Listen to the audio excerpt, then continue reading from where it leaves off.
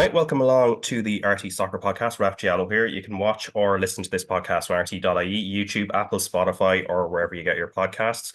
And you can follow it to get the latest episodes as they're released. We'll be previewing the start of the Ireland Women's Euro qualifiers with Eileen Gleeson's side facing France in Metz on Friday.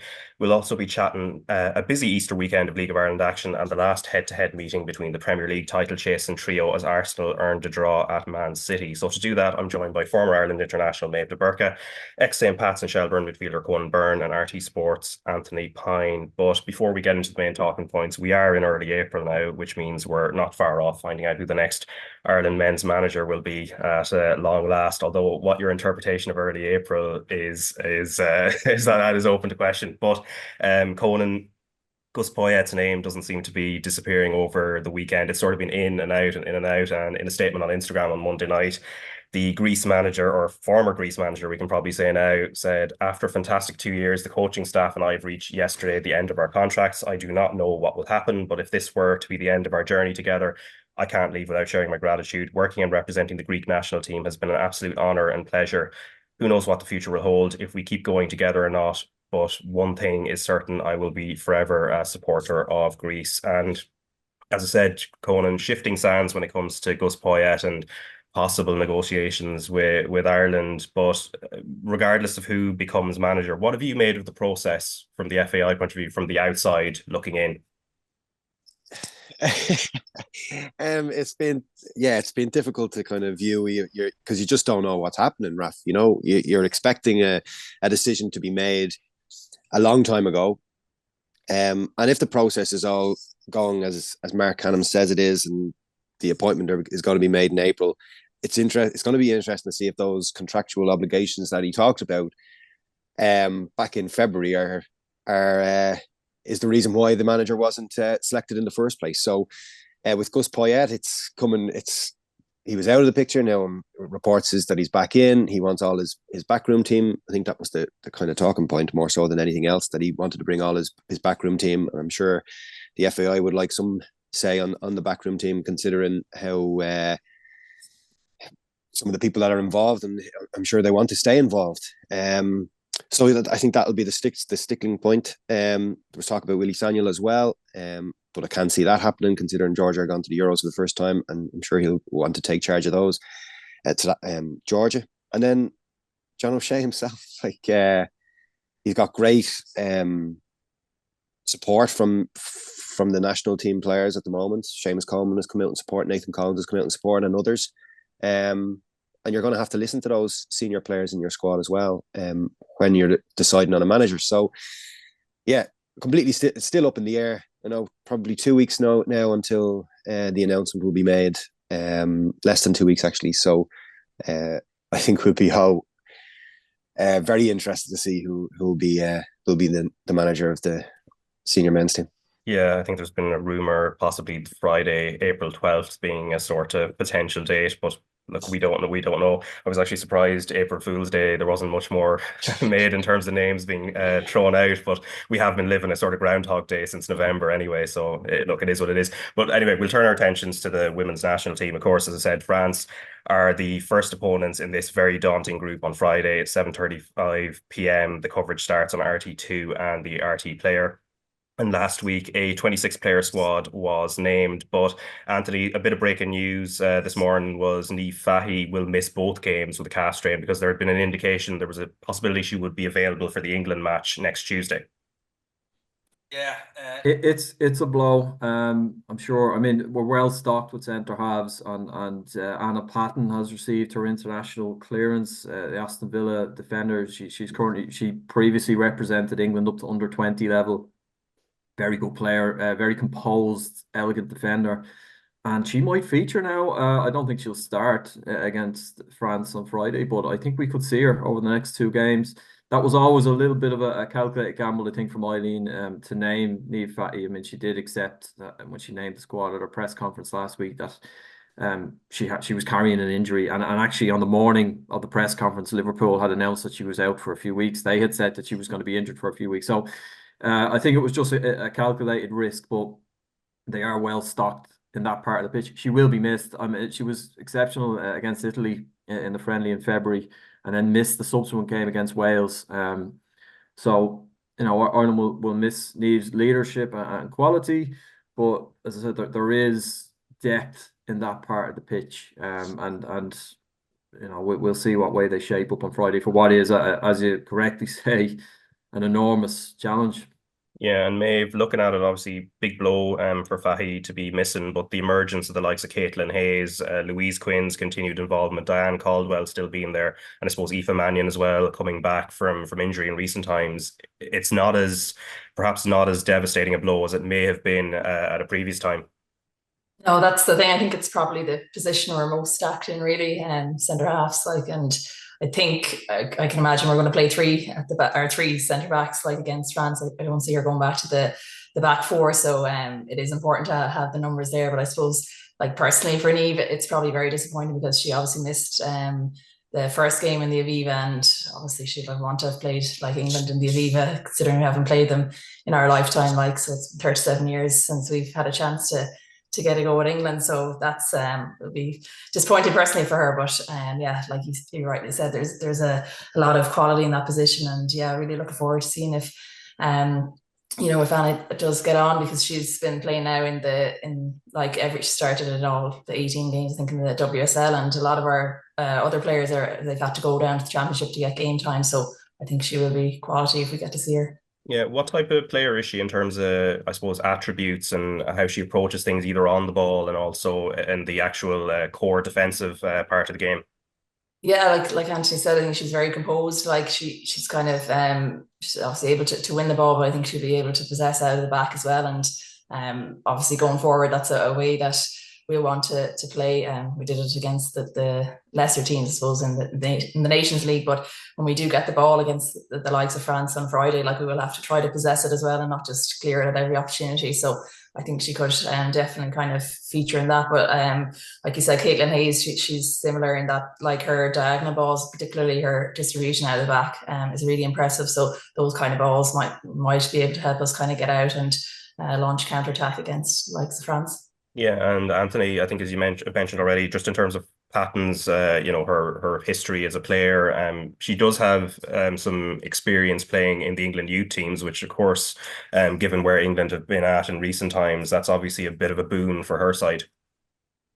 Yeah, well, absolutely, and exactly as Maeve has outlined there, like it's not just that, you know, it's operating in the Women's Super League for the last sort of 6 or 7 years. She came through at Arsenal, so that's why I think she has a chance of featuring here, because I think you're probably touched on this. There's no home-based players in this squad. There's no League of Ireland-based players in this squad, and Eileen did speak about that when she named her squad as well. It's just the leap into these games is so steep. Like, the quality you're about to face. These are 3 of the top 5 teams, the top 5 ranked teams in the world that Ireland are up against: France, England, and Sweden, who we play in the next window. So this is the absolute elite, the sharp end of international competition.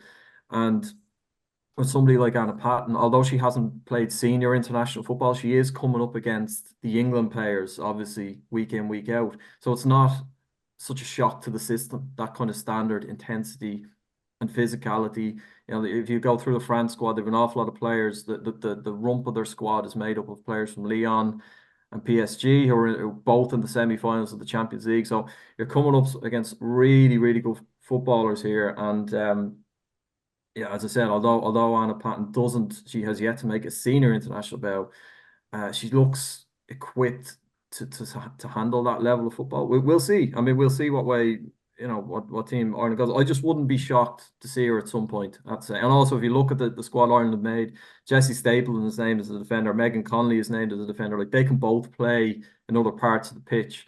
You know, they're both very versatile players, and we've seen Jessie play in midfield against Italy and Wales. So she could maybe have a more defensive midfield role there. There's options within the squad. It's quite a versatile squad generally, in terms of the players that are there. They can move around and play different positions. So it'll be interesting to see how we go with it. But yeah, I think if she was to at least even figure off the bench in some way, in some capacity, if they're holding on to a draw or protecting a lead or something, she is a good option to have. Yeah, and Maeve, just on the home-based issue there, so what does it say, I suppose, about where the league is at the moment? Because I know we spoke about it just as this season was about to kick off, and also just, I suppose, the options perhaps that are on the fringes of the 26 that have been named at the moment. Yeah, I think I suppose it is difficult for the girls at home, like we were saying there, to bridge that kind of gap, particularly when you're playing the top ranked teams. But I think it's definitely, I suppose at the moment the league has been seen as a stepping stone.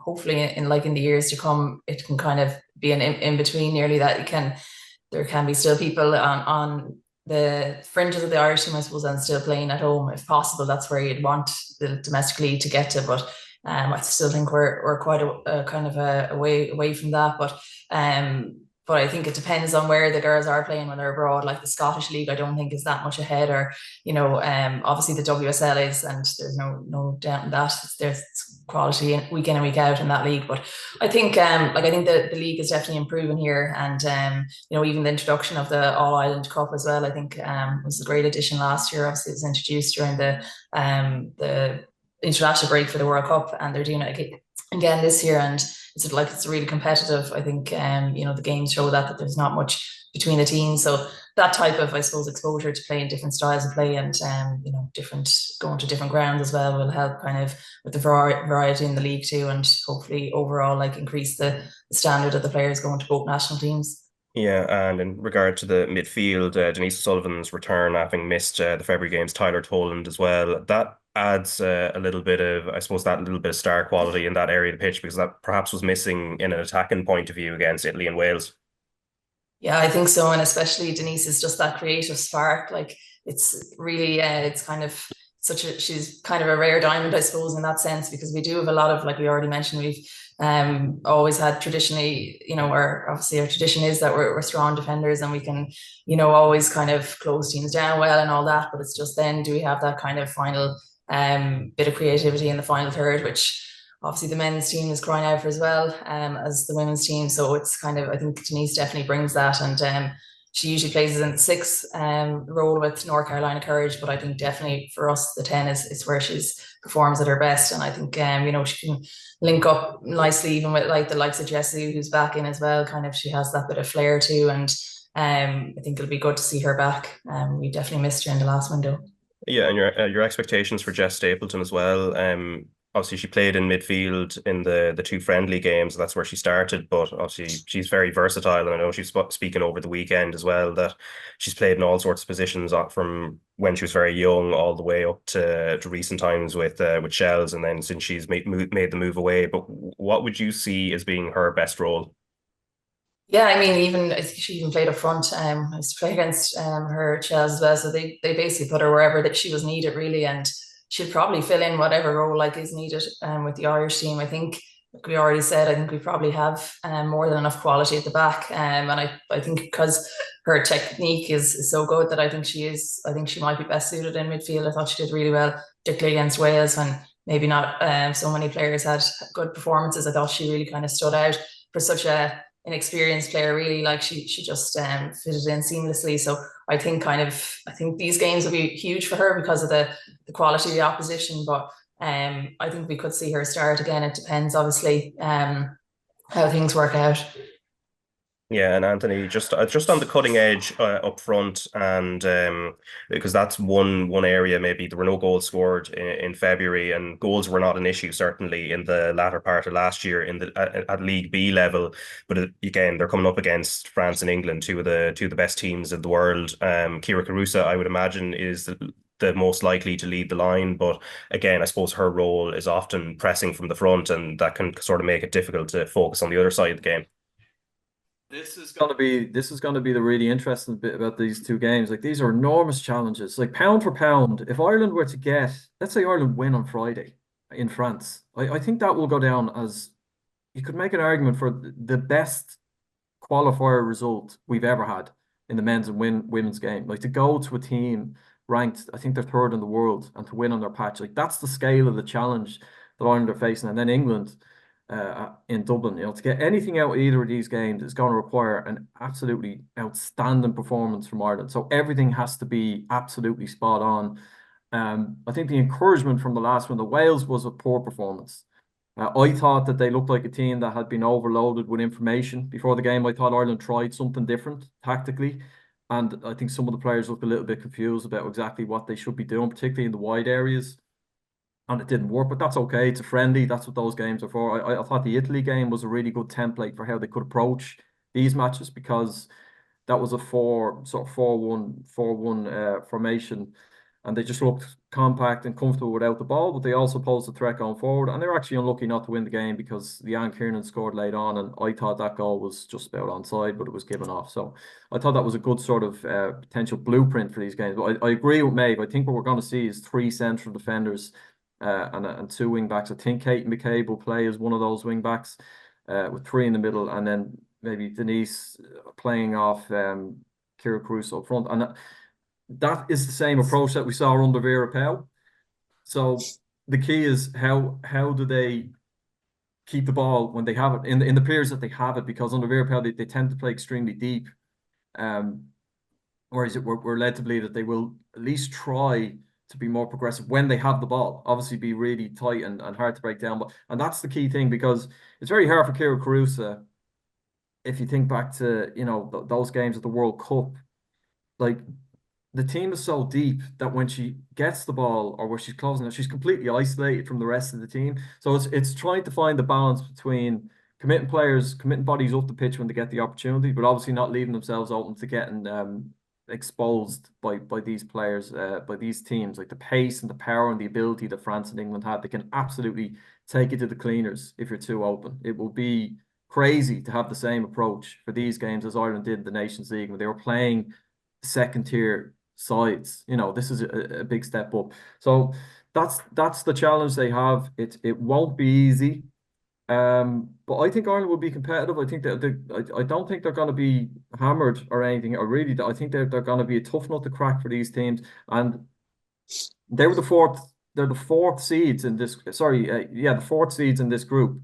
They're the 4th seeds that none of the other teams wanted. They would have been considered, the best or the toughest of the 4th seeds. So yes, underdogs, huge challenge, but I don't think any of those other countries are going to relish taking on Ireland. They've earned a reputation as being a difficult team to play and a difficult team to beat. So let's hope that they enhance that reputation over the next week, Raf, because it will be something really special if they were to take a scalp here in the next 2 games. It'd be monumental for them. It really would. Yeah, and Conan, just as Anthony has said, I suppose you look through the history of the team. Okay, you can ignore that Wales friendly and maybe that window as a whole, with the exception of obviously Italy getting the 0-0 draw in Florence against what is a much higher ranked team. The World Cup, I suppose it's not that long ago now. It's still less than a year since that tournament kicked off and finished. There are a lot of examples of Ireland sort of performing at a level where they're close to some of the top teams in the world at times. Yeah, absolutely. Excuse me. Vera Pauw brought in, remember a couple of years ago, where she wanted to play all the top ranked teams in the world. I suppose just to get the girls ready for playing against the elite teams. So this is the opportunity now. We did it in the World Cup last summer, and we have France and England over the next week as well, which is going to be, as Anthony said, absolutely huge, massive games. But I think it's important that we don't keep going on about Ireland. We still have the playoffs to look forward to. Because I still think you need to perform well in the group, because you can't just expect to turn it on them when the playoffs come around later in the year. And I think the back three we've talked about that a lot. I think it's a very interesting area that Eileen Gleeson will have to look at. I think Aoife Mannion, we haven't mentioned her. I think she'll actually play. I'm being completely honest. Played with Manchester United during the last week, and I think Jess Stapleton's best position is centre half.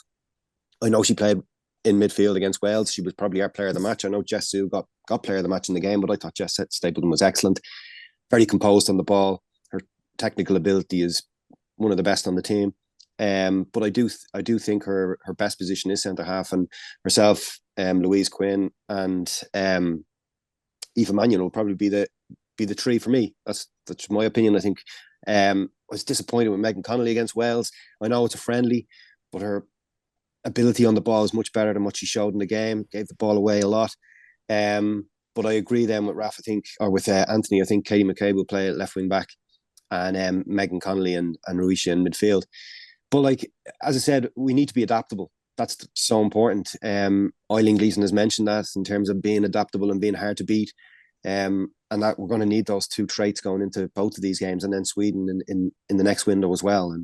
And it's a huge task to get anything from these two games, but it's in our DNA. We're very, very hard to beat. The girls have proven that over the last number of years, and I expected them to be very, very competitive, and I'm really looking forward to both games. Yeah, and Méabh, France then, in terms of like obviously being the first opposition and on their own soil as well. I mean, obviously the names within the squad are fairly self-explanatory in terms of the hundreds of caps in the cases like Wendy Renard or Eugenie Le Sommer. They of course were runners up in the Nations League. They were quarterfinalists of the last World Cup, and when we played them just before that tournament, it ended up being a 3-0 result in their favour, albeit I think people recall the first half was a lot tighter and Ireland could have been going in ahead at half time. But what do you expect from the French in terms of how they approach it tactically, and what Ireland will really have to face in Metz? Yeah, they're going to be up against it. Like, there's no doubt about that. It's going to be backs to the wall, no matter how much we do hype it up. It's going to be a really difficult game, I think. But like I said, it's something that you obviously have the hope that we can get something. It might be the heart talking rather than the head, but all the same, we can still kind of go toe to toe with them at times. But I think they just have such quality, like all through the ranks. Like Anthony mentioned, like they're stacked with PSG and Lyon players, and I went to watch PSG in Champions League recently, and like they're a joy to watch. Like, I think French football in general, I really kind of have a bit of a love for it, because they just, the way they play, they're just so technical, so fast. Like, I mean, anytime we would have played them, when I played them, we were always they just try to get us turned, and they've pace to burn. Like, they really are lethal in terms of pace. That's one thing we're going to obviously have to watch.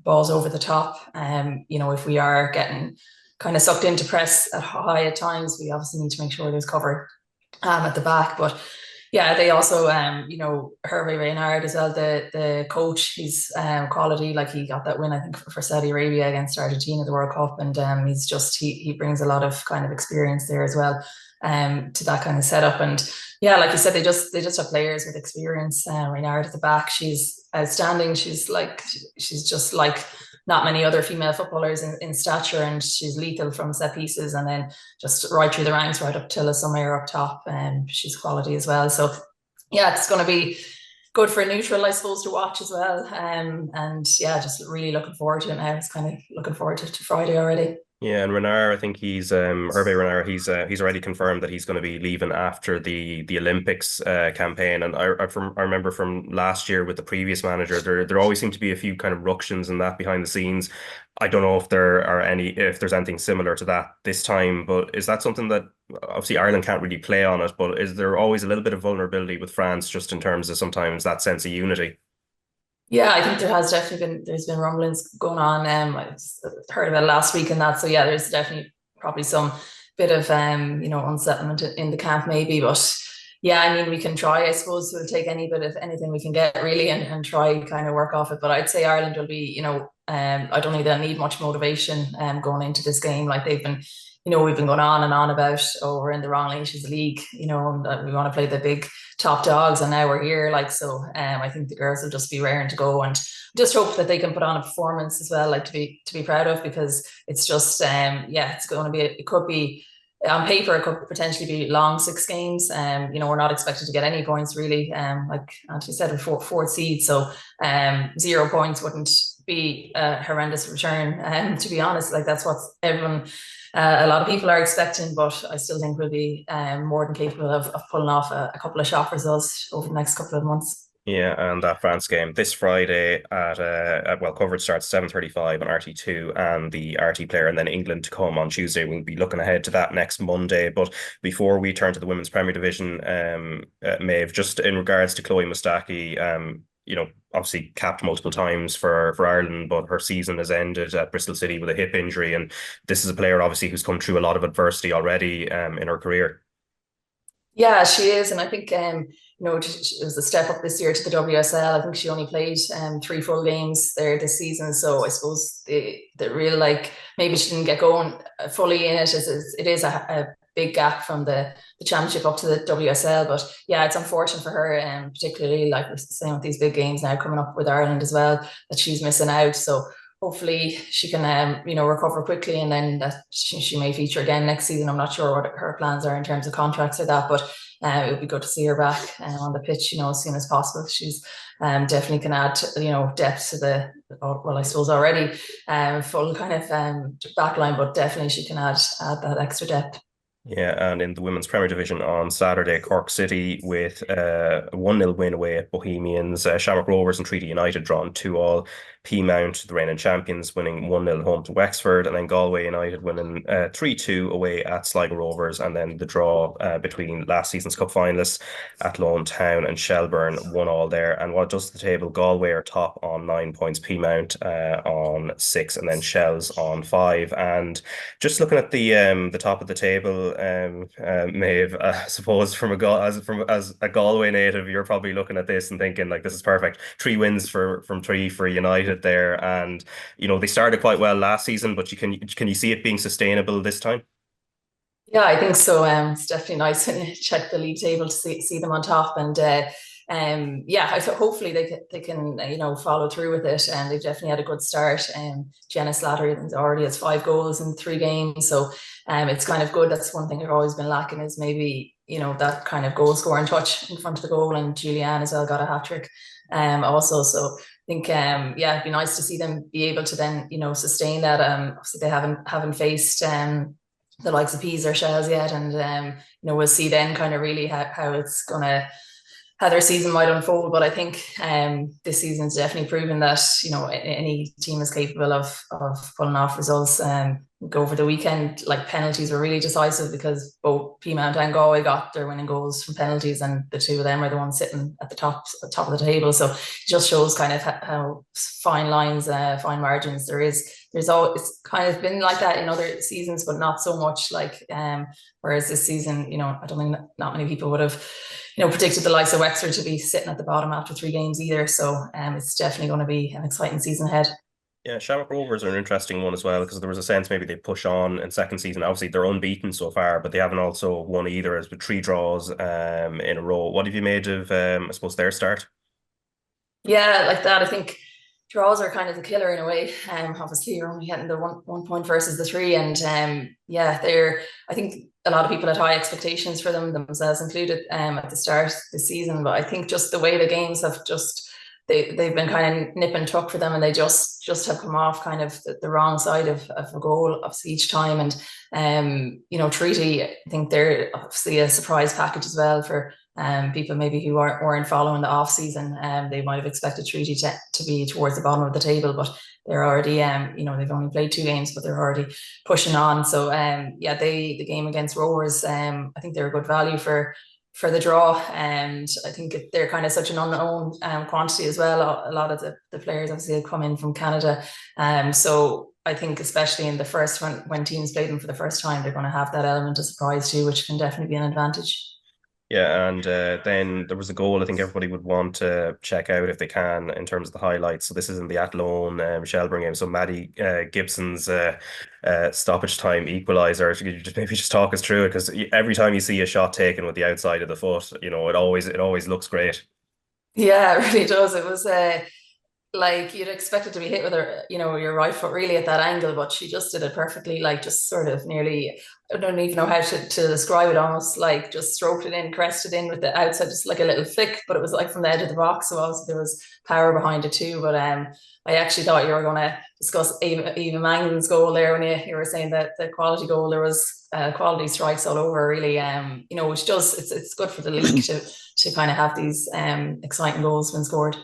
Yeah, and just turning our attention to the men's Premier Division as well. So a double round of games Friday and Monday, and Galway United were 1-0 winners away at Derry City on Friday. Drogheda United and St. Pat's drew 0-0. Shamrock Rovers won the derby against Bohemians 3-1. Shells beat Dundalk 2-1, and then Sligo Rovers were 1-0 winners away at Waterford, despite being down to 10 men when Simon Power was sent off in the 76th minute. And then on Monday, then the Louths derby ended scoreless between Dundalk and Drogheda United, although both teams had players sent off in the second half. And then Shells and Derry, also another 0-0 draw. Pats beat Sligo Rovers 3-0, and Shamrock Rovers, their resurgence continuing with a 2-1 win away at Waterford. And then Bows, with Alan Reynolds in his second game in charge, won 2-0 away at Galway United. And I suppose starting on the derby, Conan, I mean, the attendance, 10,094, I mean, in the Dublin derby, that is, and a great advert for the league. Obviously, it's sort of a one-off in the sense that where we are at with infrastructure around the country, that's not something we're going to see all the time, but this is maybe shows where the league can get to. Yeah, it's great to see the sold-out signs at a League of Ireland ground that has a capacity of 10,000 people. I was actually talking to Ian Birmingham, the former captain at St. Pat's yesterday, and how jealous we were of the situation watching the game yesterday in Inchicore, where, again, on an Easter Monday, there's over 3,000 people at a game. Like 10 years ago, there would have been lucky to be 1,200, 1,300 at that game, you know? So the crowd, the increase in the capacities at the grounds is just a credit to the clubs and the FAI for the amount of work that they've put in over the last number of years, particularly post-COVID. But to see the 10,000 people and the atmosphere that it created in the Dublin derby, the biggest game in the country, let's call a spade in terms of the two teams with the biggest rivalries, and it was just absolutely a spectacle. The game didn't disappoint either, with in terms of the performance from both sides. I thought Bows did really well in the first half. They pressed really high, caught Shamrock Rovers out, could have nicked a goal or two in that first half, but I think quality came out in the end, and fully deserved victory for Shamrock Rovers on the night. Yeah, and Josh Honohan was one of the players that stood out in that derby match, won the man of the match. Now he's speaking to RTÉ Sport after the game, so we just got a little bit of a clip here just on the areas he's been working on since he's arrived from Cork City. You joined from Cork City at the start of this season. Just wondering how you are finding coming into this all-star team, looking for 5 in a row. What's it been like for you coming in from Cork? It's been brilliant. Look, the lads have been brilliant. I've said it so many times. They've been really welcoming. All the staff have been really welcoming, and look, the gaffer's been brilliant with me. Just little tips and look, little sessions he's put on. To give an example, on Tuesday, just doing a bit of shooting in the lashing rain, and it just shows you. Look, he's won it 4 times in a row, and it just shows the hunger. When people go on about the hunger, that just shows it. You know, he doesn't need to be out there doing the shooting sessions with me, but he's out there in the cold and he's in the rain. So he's been brilliant in that sort of stuff. And like I said, all the lads have been really welcoming, and it's brilliant. It really is really good. All right, so that is Josh Honan there speaking to Darren Frehel on Friday night. And Conan, I suppose, looking at the performances of some of the sort of either new arrivals or players have sort of emerged, Darren Nugent as well seemed to stand out, even before you mentioned the likes of Burke and Burns and Kenny, who were actually key to the goal, the first couple of goals in that game.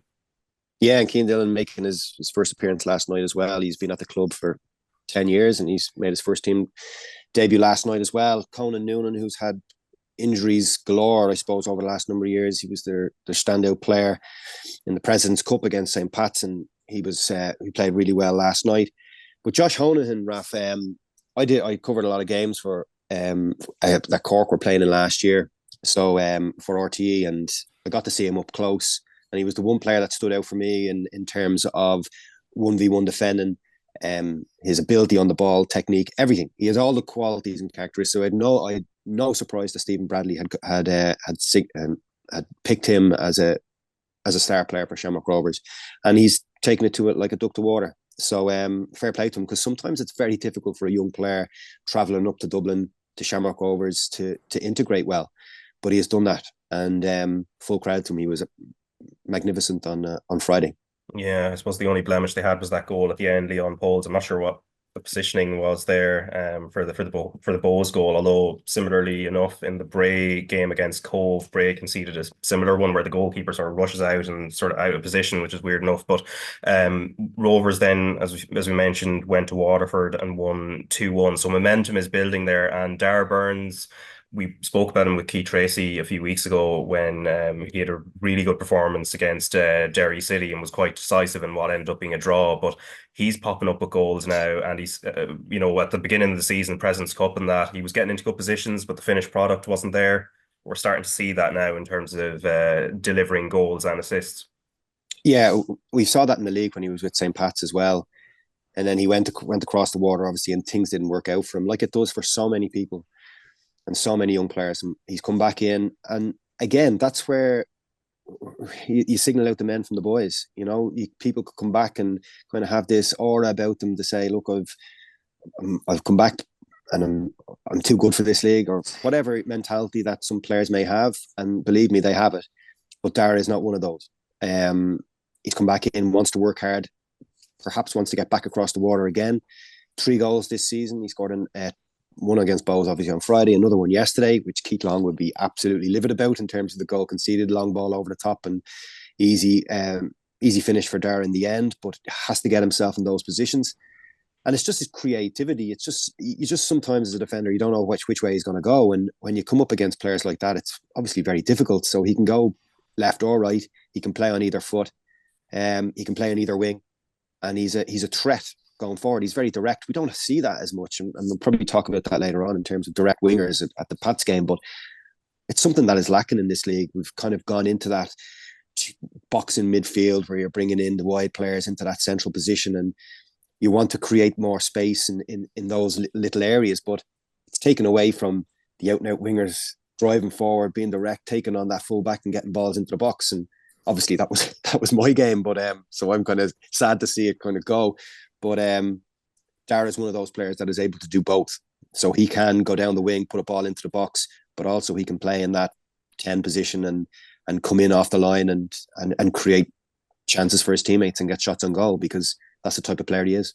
Yeah, and Alan Reynolds, from the Bohemians' point of view, he was also speaking to Darren Farrell after the derby, and it was all about trying to improve, which of course they did because they went to Galway and won 2-0. But let's just listen to Alan first. There's loads of work to do. I knew that coming into it. I'm prepared. We are all prepared. I spoke about the players, about improving, and that's what we'll do. And what will be the priority for you in terms of that improvement? Look, I just speak to the players and I want to keep it in-house, but we know we've got to get better at certain things, whether it's without the ball, passing the ball, but that's what we'll do. You told me pre-match this is a big club. You jumped at the chance to get in under the hot seat there. What do you hope for this club in the long term? In the long term, I'm not really looking. I'm looking at the short term, getting them in, getting them organised, and getting passing the ball better and being better without the ball. But we'll just stick with it. There are young lads in there as well, and it's up to me and the staff to improve them.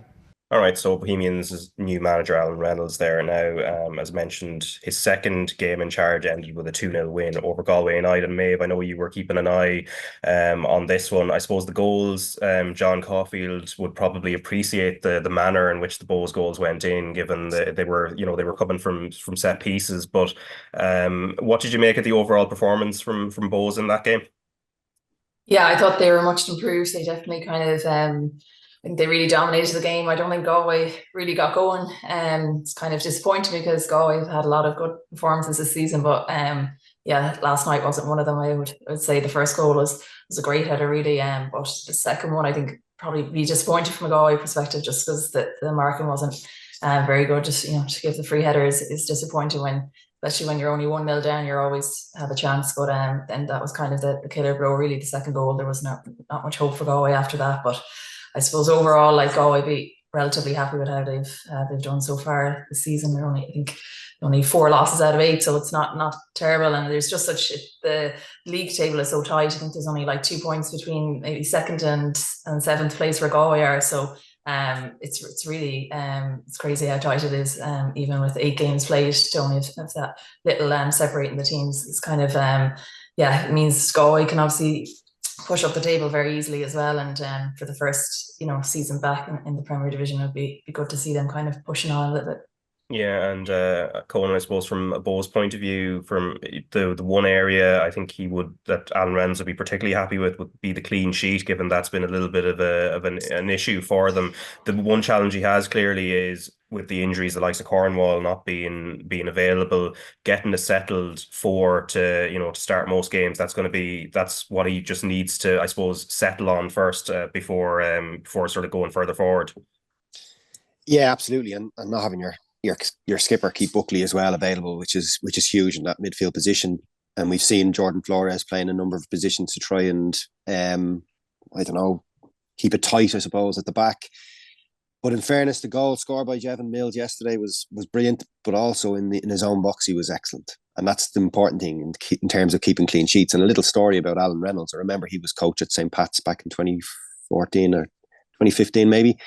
And there was, Sean Hoare was a young player at the time, and somebody did a little step over on him and sent him to the shops, and Sean laughed, and he stopped the whole session and went through Sean as if to say, you shouldn't be laughing. Somebody just made a fool of you and you're laughing about it. So it's that mentality that Alan will have, and that kind of sense of professionalism that he will bring into Bohemians. And he's strict, no doubt about it. He's firm, he's fair, a magnificent coach. I think we all know that, considering the work that he's done as a number two at various different clubs around the country. He has brought Waterford up to the Premier Division from the First Division as well as manager. So I think he's going to be a huge success at Bohemians. So yeah, I think they'll be fine. He'll work really hard in the training ground. No surprise that goals have come from set pieces already. He's very keen on that. So yeah, it's going to be very interesting times at Dalymount Park. If I was a Bows fan now, I'd be pretty happy with the appointment, and obviously with the result yesterday. Yeah, and then the other derby big derby over the weekend, Anthony, was the Louth derby. So Drogheda, I know last week you were, I think Johnny McDonald was asking you whether you saw them as the Finn Harps of the current league, and the fact they keep chipping away and getting points, and they did it, two rounds in a row. Pats first, and then against Dundalk, despite spending about 20 minutes down to 10 men as well. Again, they're showing a level of resilience. Yeah, well, that's been a big characteristic of them under Kevin Doherty and under Tim Clancy before that. And that's two good draws for them. They drew with Pats on Friday. I think they probably played better against Pats at Weavers Park. It was a seesaw game from what I could see. It was sort of like end to end. They looked the more likely to win that game, I think. Yesterday was just a typical derby, really. Early kickoff as well, which was a little bit unusual on a bank holiday Monday. Not a classic, Raf, not a classic for the neutral, but no quarter given. And from Drogheda's point of view, exactly as you say, they chip away. Like I was saying before when we were chatting to Johnny about it, like they tend under Kevin Doherty, it's rare that they'd have two bad results in a row. Like they lost up at Sligo 3-1 a few weeks ago, and then they bet Athlone in the Leinster Senior Cup, and then bounced into the league and got two draws. So they have that in them to just keep chipping away. Like from Dundalk's point of view now, and Dundalk are on 2 points. I think they're 5 points off third from bottom. So 5 points from complete safety, in other words. And it is relatively early days, albeit we're nearly through the first round of matches already.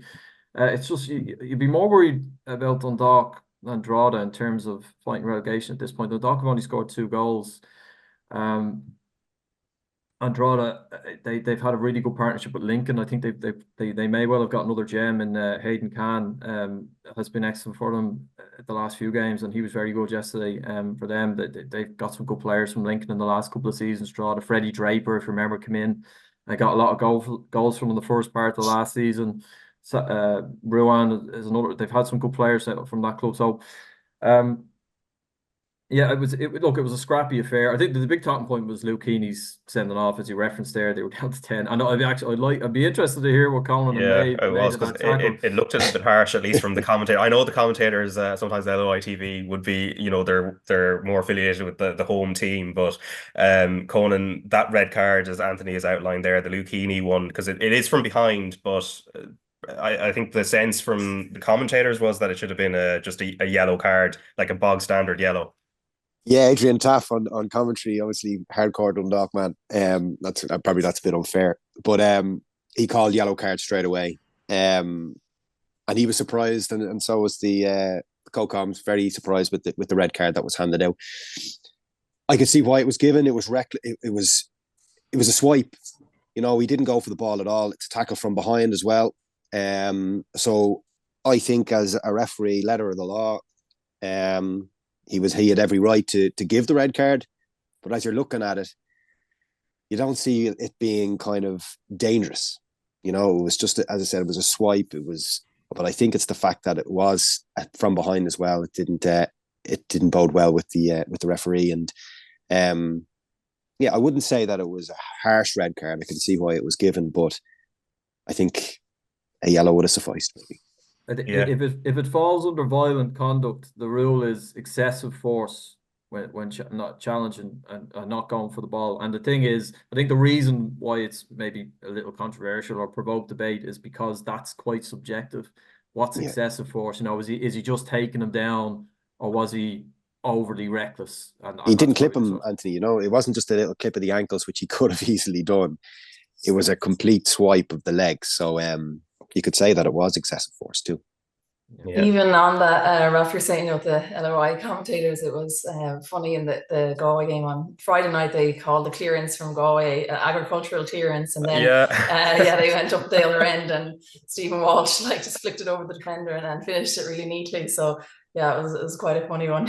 Yeah, no, I heard the term agriculture in Galway used twice, I think, over the weekend as well, which I kind of found a little bit odd. But because there's nothing wrong with agriculture, like I come from agricultural background in a sense as well, so I'd always stand especially up when it's finishes with the goal, you know. Yeah, indeed. But Shells as well.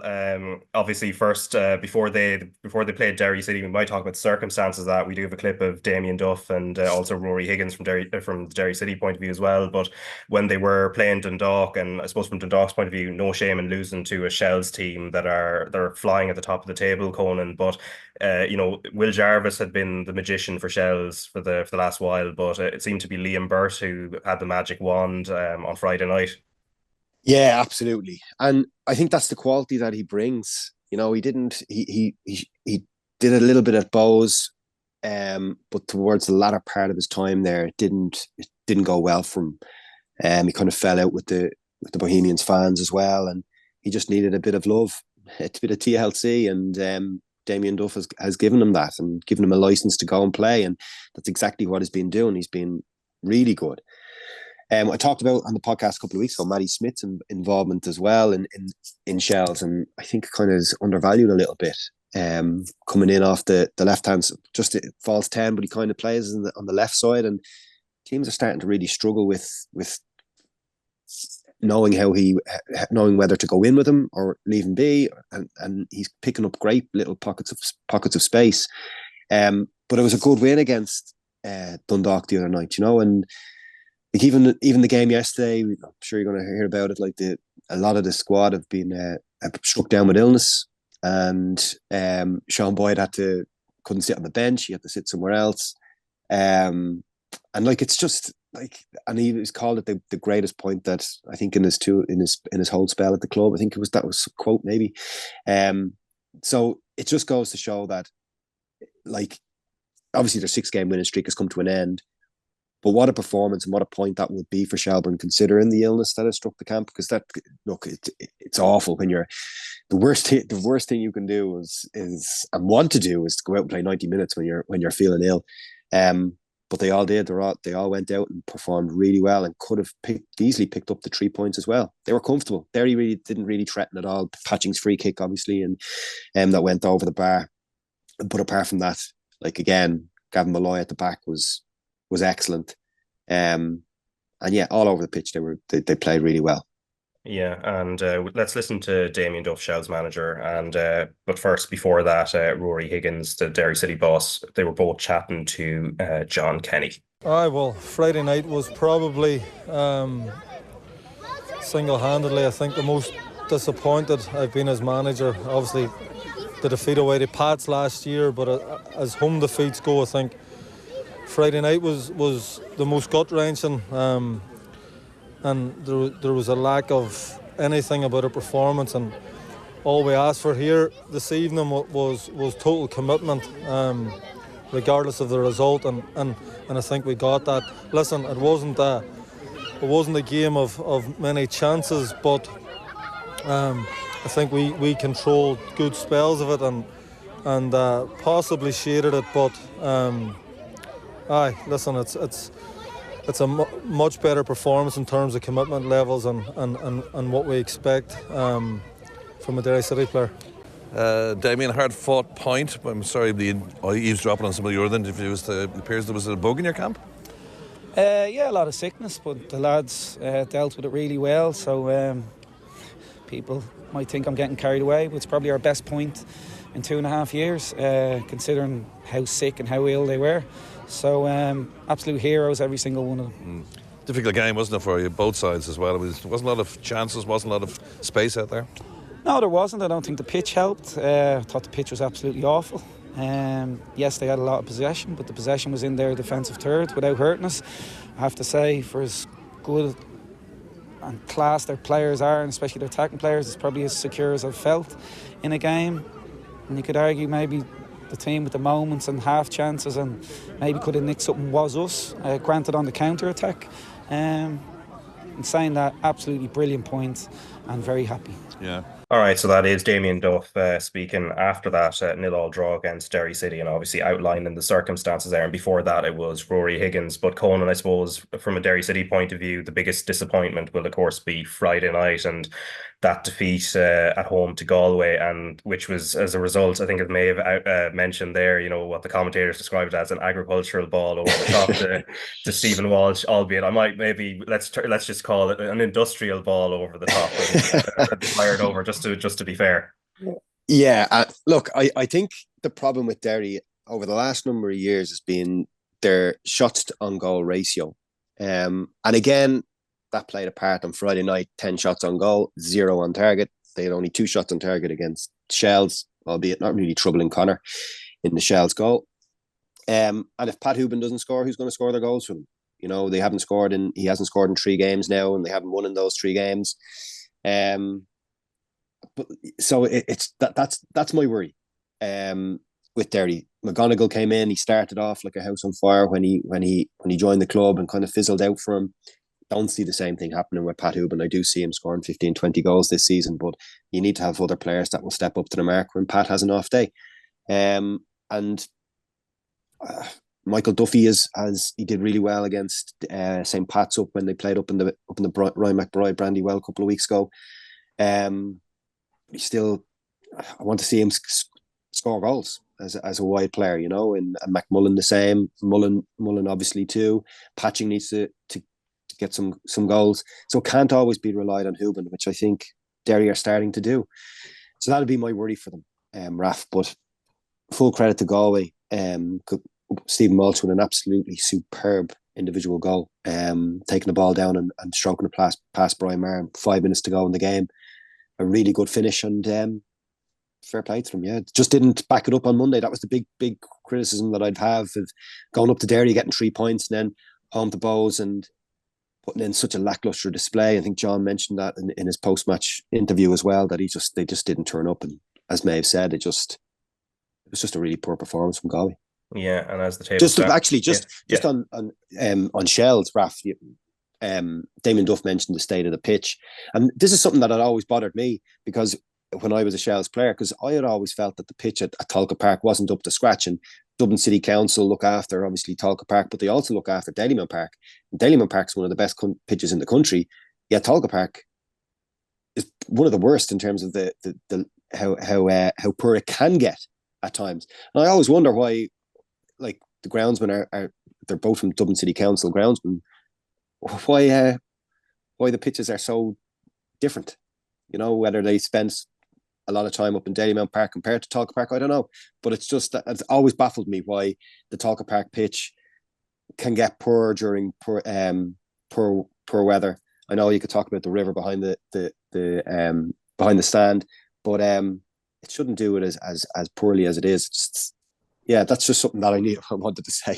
Yeah, it hasn't held them back anyway. They're 8 points clear at the top of the table. And then when you look on goal difference, who's next, Conan, it's Sligo Rovers. So they've made a really good start to the season. Coming into the Monday game, they had, thanks to an Ellis Chapman snapshot from distance, they'd beaten Waterford, despite also going down to 10 men as well with Simon Powers' red card. But then they go to Pats, and they lose. But again, the fact that they picked up 3 points from 6, I'm sure Sligo will be delighted with that. But Pats also needed a win, and they got that 3-0. Luke Turner, a couple of goals from set pieces. But I suppose the interesting thing was pre-match, Chris Forrester dropped from the starting lineup, and then I know you wanted to talk about the wingers. So Alex Nolan, very impressive in that first half, and then also Jake Mulroney in terms of his set piece delivery. Yeah, just going back to Sligo very quickly. Just, I don't know if it's a little bit unfair on Sligo this weekend. Raf, they had to travel all the way down to Waterford on the Friday, and then obviously go back and then travel to Dublin on the Monday. So they had 2 away games this weekend, which would have been hard on the side. And then obviously they missed Simon Power as well in that midfield, definitely in terms of his direct running and his capabilities on the ball, and how he started the season with Sligo. He's been really good. So they definitely missed him. But yeah, Chris Forrester, the dropping of him was a huge talking point before the game.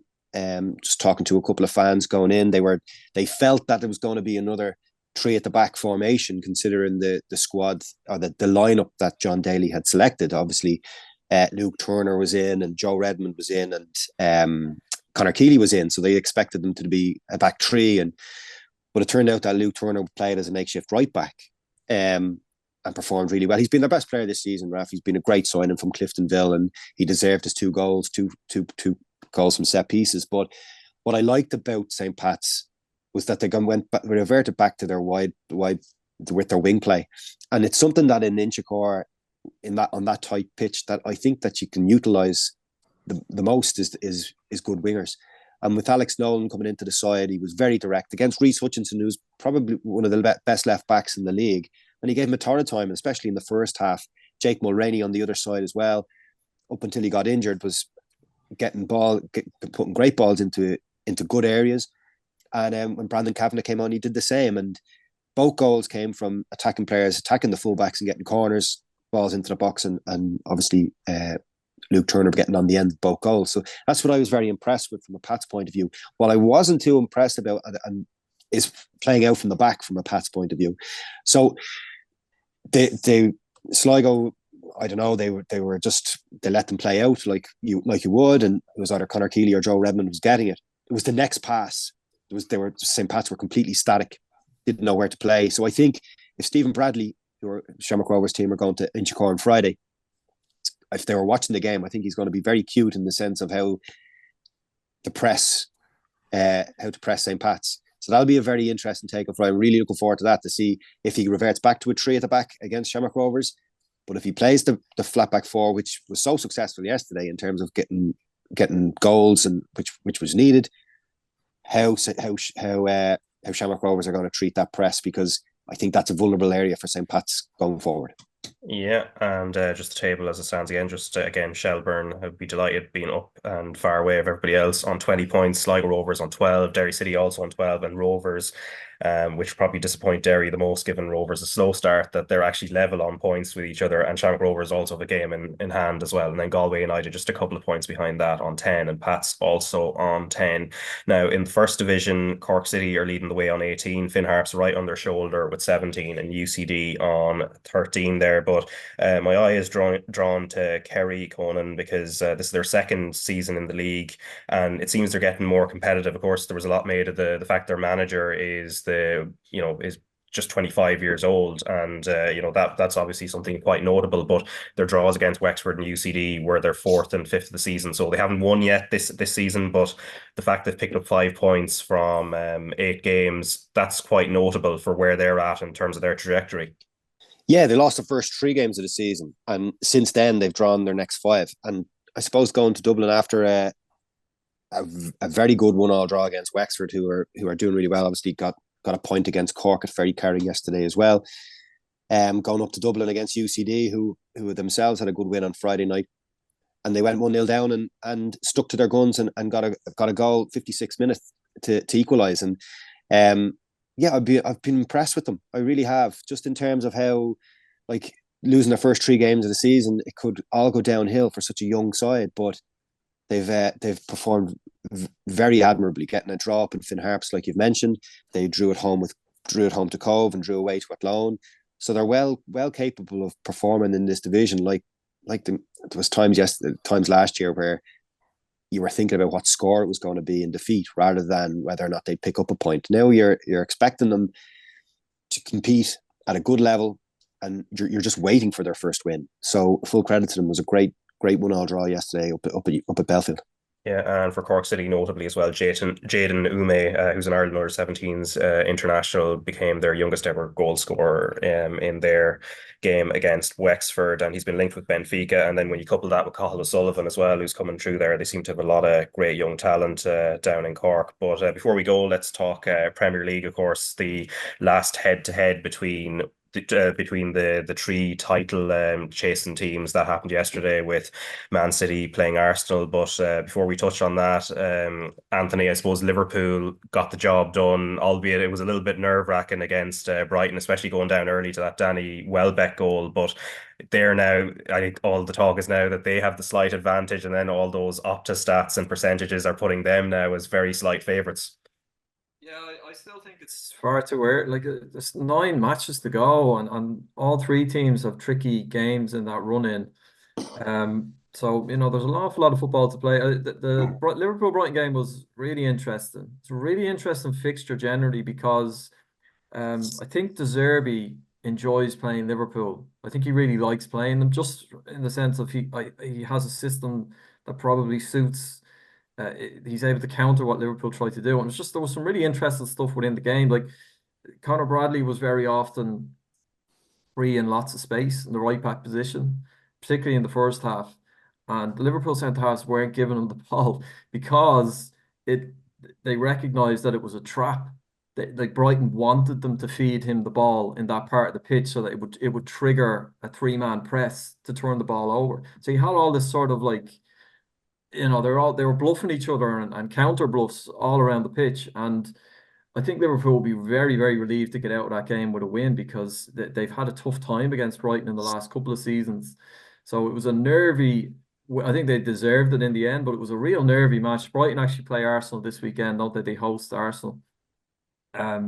And then obviously Liverpool were able to put the feet up and watch City and Arsenal play out an 0-0 draw. So yeah, they do have the slight advantage, but like, there's going to be more. I think that the really intriguing thing about this title race is that you can be sure there's going to be twists and turns here from the run in. Like, usually, if City were 2 points clear, you'd probably think that's done. They will just win their 9 games. I don't think Liverpool are going to win I actually don't think any of them are going to win all the remaining games. So I think there'll be a couple of twists and turns to come, hopefully, and it should be fun to watch, Raf. Yeah, and we see this Méabh in the Women's Premier Division over here in maybe not last season, but the couple of years before that, where it does go to the final day. And the interesting thing sometimes with these title races, especially where there's more than 2 teams involved, you're looking at the fixture list that's remaining, you're sort of ticking things off, you're going, oh, that's winnable, that one's not so much, that might be a draw, etc. But sometimes it's the so-called weaker team is the one that's the real banana skin.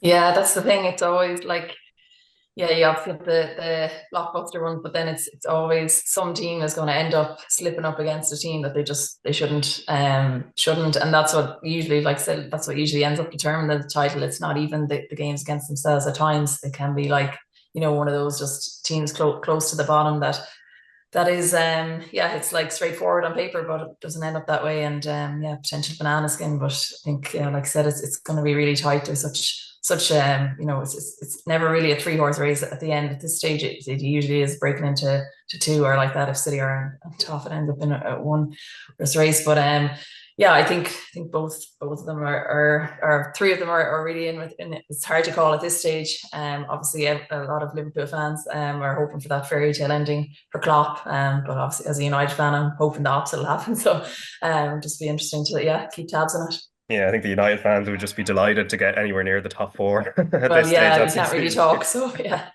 Yeah, but I suppose just as to finish off, Conan, just on Manchester City and Arsenal, because we saw this time last year a much more callow and younger Arsenal side got blown away at the last time they went to the Etihad, but I think it's a sign probably of their growth that they went there, and they really restricted City to very few chances. Now, they didn't create too much on their own end, bar a couple of breakaways, but definitely Arsenal we can see they've made a huge step forward, and maybe it's whether City have maybe or I don't know if City could have improved much from a treble winning season or not, but that they haven't made a huge jump themselves. Yeah, there's a few things I took from the game, Raf. First of all, Arteta absolutely fuming with Trossard not crossing in for Martinelli for the simple tap in with 5 minutes to go.